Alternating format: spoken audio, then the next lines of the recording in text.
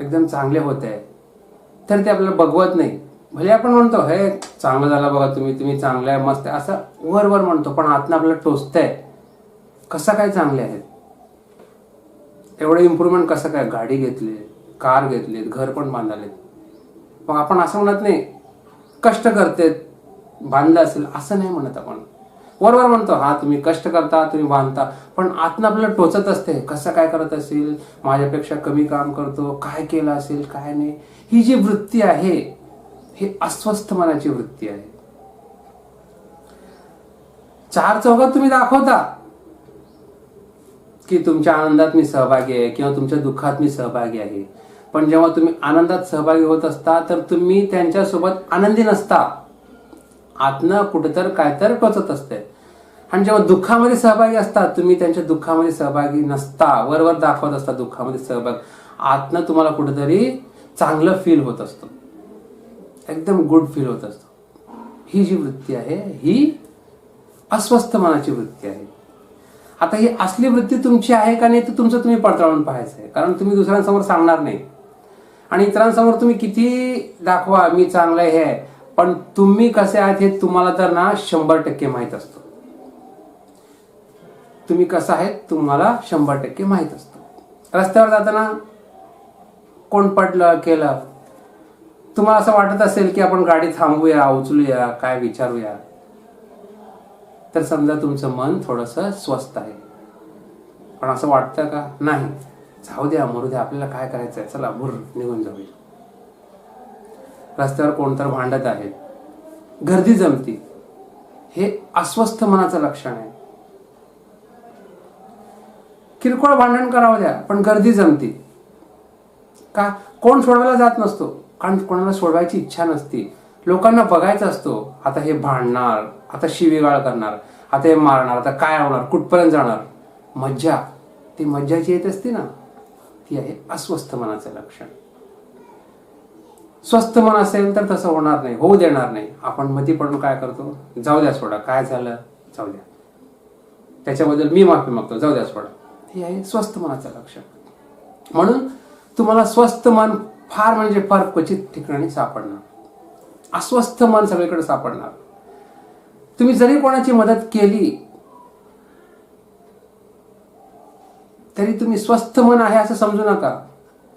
तुम्ही फक्त मदत करणार, चार चौघं बघू लागले तुम्ही मदत करणार, आणि चार लोक बघू लागले तुम्ही मदत करणार, आणि 100 लोकांना तुम्ही ऐकवणार की मी असं केलं, ते तसं होत होतं, त्याला मी मदत केलो, त्याला मी मदत केलो, असं 100 लोकांना तुम्ही सांगत फिरणार. हे स्वस्थ मनाचं लक्षण नाही, हे पण अस्वस्थ मनाचं लक्षण आहे. कारण तुम्हाला जर मदतच करायचं असेल तर 4 लोक बघतेत का नाही हा प्रश्न नसतो, आणि 4 लोकांना तुम्ही सांगाव हा पण, ह्याचा पण काहीही संबंध नसतो. कारण हेल्पिंग नेचर तुमच्यामध्ये आहे, मदत करायची तुमची इच्छा होती, तुम्ही मदत केलं, ते विषय तिथेच संपला. परत 4 लोक बघतेत म्हणून मी मदत केलो, किंवा आता मी मदत केलं मग लोकांना कळणार कसं, म्हणून आपण 4 चौघांमध्ये सांगत फिरणं, हे पण स्वस्थ मनाचं लक्षण नाही, हे पण अस्वस्थ मनाचं लक्षण आहे. मग हे सर्व गोष्टी आपल्याबद्दल आपल्या बाबतीतच आहे का हे तुम्ही पडताळून पहा. असं तुम्हाला होतंय का, मदत करतो तर 4 लोक बघतेत म्हणून मदत करतो का, किंवा मदत केलं म्हणून 4 लोकांना पण सांगत फिरतो का.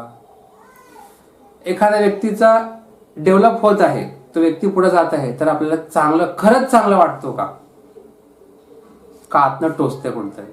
एखादी व्यक्ती संकटात आहे तर आपल्याला खरंच मदत करू वाटतं का, वर जाऊन आपण विचारपूस करतो.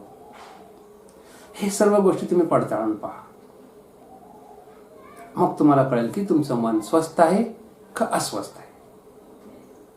मग स्वस्थ मन म्हणजे काय, स्वस्थ मन म्हणजे काय, सर्वांच्या सुखदुःखात मनापासून सहभागी होणे. नाही मन तर होऊ नका, हे स्वस्थ मनचं लक्षण आहे. वर जाऊन विचारपूस करणे आणि आतनं वेगळं राहणं हे स्वस्थ मन नाहीये.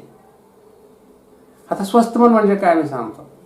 तुम्हाला निमंत्रण आलं कुठं, जर कोणी बोलवले, 100 वेळा त्यांनी बोलवले, तुमची इच्छा नाही जायची, तुम्ही नाही गेलं, कोण काहीतरी समजू द्या, तुम्ही जर नाही गेलं तर हे स्वस्थ मनाचं लक्षण आहे. कारण तुमची इच्छा नाही, वर जाऊन हे करण्यापेक्षा नाही गेलं बरं असं जर तुम्हाला वाटत असेल तर हे स्वस्थ मन आहे. किंवा एखादे आपले नातेवाईक आहेत, काहीतरी कार्यक्रम आहे, फंक्शन, त्यांनी आपल्याला बोलावले नाहीत पण तुम्हाला जायची इच्छा आहे, त्यांच्या आनंदात सहभागी व्हायचं आहे, त्यांनी बोलवले नाही पण बोलवले नाही मी कसा जाऊ असा विचार न करता तुम्ही जर गेला तर हे स्वस्थ मनाचं लक्षण आहे. एखाद्याला काहीतरी दुःख आहे, संकट आहे, तुम्हाला वाटत असेल जाऊन आपण मदत करावं, आपल्या परीने जेवढं का होईना मदत करावं, त्या मदतीचं परतफेड होणार का नाही ह्याचा विचार न करता जर तुम्ही मदत करत असाल तर हे स्वस्थ मनाचं लक्षण आहे. तुमच्या आजूबाजूला जे लोक आहेत ते अजून आनंदी कसं राहतील ह्याच्यासाठी तुम्हाला काय करता येईल ते जर तुम्ही करत असाल हे स्वस्थ मनाचं लक्षण आहे. आपल्या घरचे वडीलधारे असेल किंवा लहान लेकरं असेल त्यांच्याशी आनंदाने राहणे, आपल्या आनंदात त्यांना सहभागी करून घेणे हे स्वस्थ मनाचं लक्षण आहे. पहा, जे स्वस्थ मनाचं लक्षण मी तुम्हाला सांगितलं, तुमच्या बाबतीत तसंच होतंय का पहा. पण तसं होत नाही.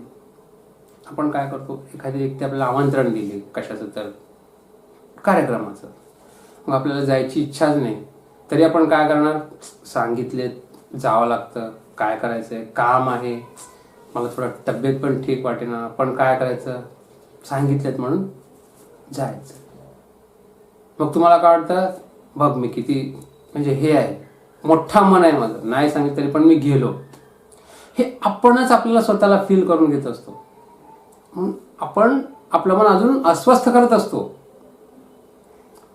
मग आता ते फील करून घेतलं, आता ते आपल्या मनात राहिलं, ते मग आपण 4 लोकात सांगत सुटणार, मला जायची इच्छाच नव्हती हो पण काय करणार, उगा फोनवर फोन येत होता, माझी तब्येत बी ठीक नव्हती तरी पण गेलो बघा मी, म्हणजे मी मोठेपणा केलो हे सांगत फिरणार आपण.